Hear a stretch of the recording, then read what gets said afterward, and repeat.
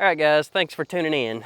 Today we have a special long-awaited video of my SANY SY80, and that is the long-term review. Everybody wants to know how these machines hold up to real-world abuse for more than just a couple hours.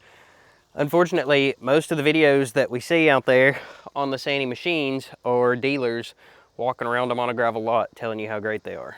So today, I'm here to tell you how this machine has held up for me after 1,000 hours of all kinds of different abuse. We'll start off with the cab and what I think about it after 1,000 hours of being in it. So, honestly, I have pretty much no complaints about the cab. The air conditioners on these machines work pretty good.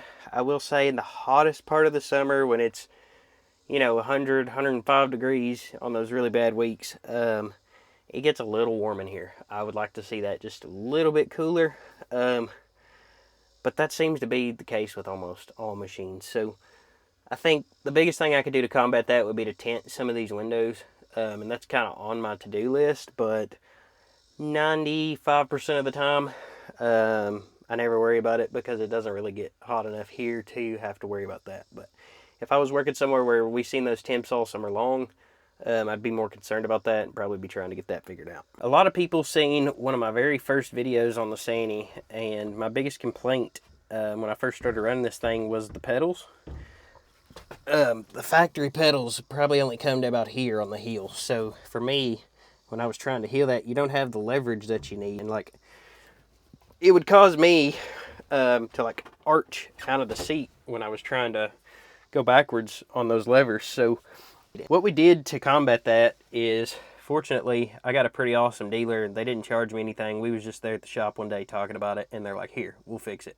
And we walked out to a SY215 sitting on the lot, took the pedals out of it, and put them in here, and since then, I've had zero complaints about that. It fixed the issue, and that's the way it should have been done from the factory, in my opinion. Now, only other thing I will say about the cab that I'm not thrilled with on mine, and I've not reached out to my dealer yet, but I probably should.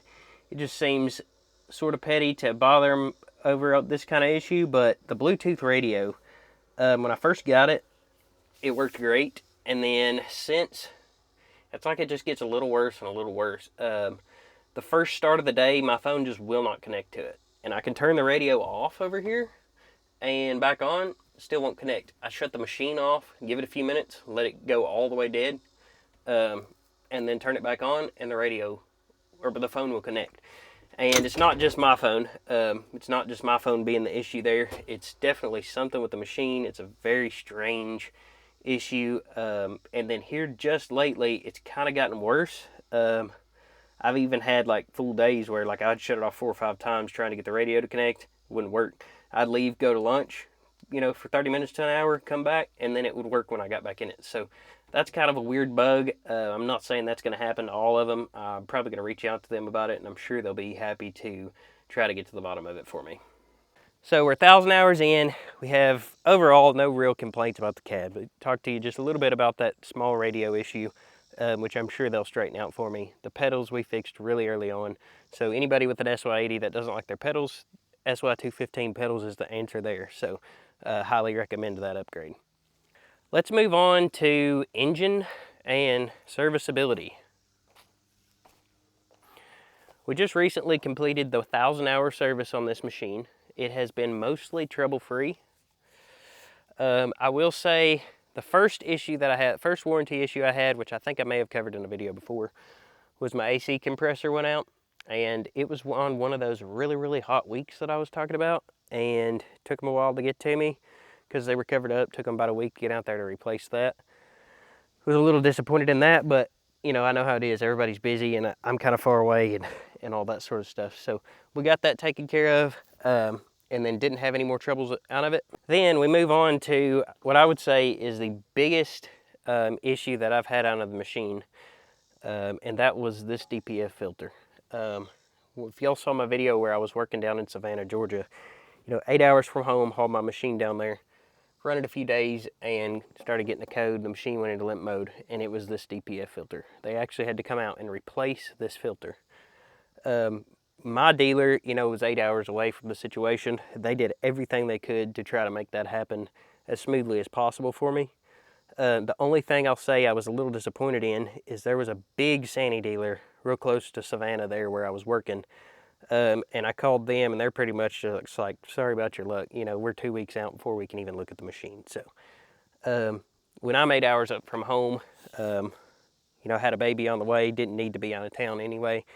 That kind of sucked. I was really hoping that there would be a little more dealer support away from my personal dealer, and didn't really find that. But fortunately, my personal dealer actually reached out to a Yanmar dealer there, because this is a Yanmar engine, and they got them to come out, and we got it squared away. Other than that, I've had no issues where the machine was down in the first 1,000 hours of operation. Everybody knows that emissions plagues all the new machines, so I definitely don't chalk that up to a SANY issue, because any newer machine that has to run all that emissions and DPF filters and all that stuff, everybody that knows anything about modern machines knows that that's a problem on all of them, potentially. Now, moving on to the undercarriage. This is something I get asked about a lot because this does not have the conventional stock rubber track undercarriage that the SANY SY80s come with. So when I bought mine, I ordered these steel tracks as an upgrade. And you can see why, because I'm up here on this clearing job and you see all this rock everywhere. If I had the conventional rubber tracks, I wouldn't be able to keep them on the machine, and I wouldn't be able to keep them in one piece, because some days I'm on jobs like that one where I was down there in Georgia, moving sand, and it was a nice cushy job for the tilt rotator. And then some days I drop the tilt rotator and I'm up here on a rock pile in Middle Tennessee. So I have to say, this undercarriage has impressed me on how well it's held up. These rubber pads are eat up pretty good. I got the rubber pads on the tracks, but they still have a lot of life left in them. Mostly it's just chunks that got tore out of them from working on rock, but like actual wear, they're still probably 3/4 of an inch thick. So with the exception of, getting them ripped apart by rocks, which you can't blame anybody but the conditions and the operator for, outside of that, like, I've been really happy with the way this undercarriage has held up. I will say, somewhere on here, back here, I will say these main track pins here have given me a little trouble. I would be running and the pin would walk out on one side and then the chain would go lopsided and I would throw a track and not really realize it until it was happening. The cause of that was the bolts backing out of the main pin, because the pin goes through and then the bolt goes in the end of it. And that was a little frustrating. I Loctited those bolts a couple times and kind of had trouble keeping them in still. So this was kind of a situation where when I replace these tracks, I'll be buying new ones to put on it. And I'm like, you know what? I'm going to put that pin in there and I'm going to tack weld it in place. So that's what I did.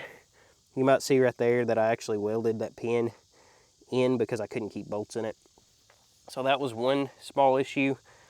Again, a lot of that probably comes down to the abuse that I put this thing through. I run it carefully, and I'm not necessarily hard on it as far as like running it wide open and ripping and tearing and that sort of thing, but I am hard on it as far as some of the conditions that I'm forced to put this thing into to make my living. As for the chains and sprockets, they're showing like almost no wear. So 1,000 hours in, my sprockets are still in good shape. My chains are still in good shape. Can't even really feel any notable wear. So the undercarriage on this thing, I'm going to give an 8 out of 10. The only reason I'm not giving it a 10 is because of a little bit of trouble I had keeping those bolts in the main pins. And again, that could just be situation. So I would just recommend anybody that gets this machine and gets those tracks, just keep an eye on those main pins. Moving on to the boom and stick of this machine 1,000 hours later. I actually just got it pressure washed with hot water pressure washer. That's why there's not grease everywhere. Thanks, Johnny, for that. But I really do grease this machine heavy. Normally there's grease flowing out of every pin. Some people don't like that because it's ugly. I like it because it means my machine's not grinding the pins away. So honestly, boom and stick, a lot of people have concerns because they say it's cheap Chinese steel. but honestly, all my pins and bushings are still just as tight. Haven't noticed any noticeable play in the pins after 1,000 hours of work, so pretty happy with that. Yeah, so honestly, I feel like I've pretty much covered everything that I wanted to cover on this machine in the 1,000-hour review. That's pretty much it. You know, no real complaints. Only issues I've had in 1,000 hours was AC compressor went out, fixed under warranty, not a big deal. DPF filter was pretty inconvenient because of the timing.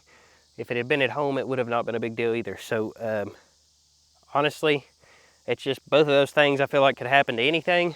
I'm not seeing any like major problems because I bought a cheaper machine. I think that the two small issues I've had were just issues that could have happened to anybody. And the best part about it being a SANY machine, in my opinion, instead of a lot of other brands, is when it breaks down, they come to you. That's like the #1 feature of that 5,000-hour warranty, 5-year, 5,000-hour warranty to me. That is a huge selling point. Because I've got buddies that own other machines that have had breakdowns that, you know, were warranty issues, things that should have never happened. And the dealer's like, sorry about it, you know, bring it in and we'll take a look, or we'll charge you $150 an hour and we'll come look at it. To me, that's just not right. So I appreciate that SANY stands behind their warranty. They believe that they make a machine that's going to hold up, and if it doesn't, they're going to take responsibility for it and get out there and fix it for you. So that's the biggest thing I can say about that. Ultimately, I think most people know how I feel about this machine. Bang for your buck. You can't beat it. I'm really happy with it and really don't have any complaints yet. So here's to another 1,000 hours on this machine. We might do another review later between now and then, but I want y'all to let me know down in the comments what else y'all might like to know about the machine. Like I said, it's been really good to me. I have a lot of people commenting pretty regular, asking questions here and there about this or that. So feel free to get in on the conversation. Let me know what y'all thought about the video, and let me know anything else y'all might want to see specifically about this machine. Thanks for watching.